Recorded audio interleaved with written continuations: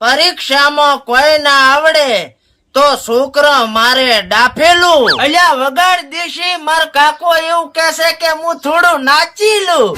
નબળા આવું તો મેં નથી કીધું. હવે તમે ના કીધું એટલે તો મેં કહી દીધું. હવે થોડી આબરૂ રાખો ને નાચી લો.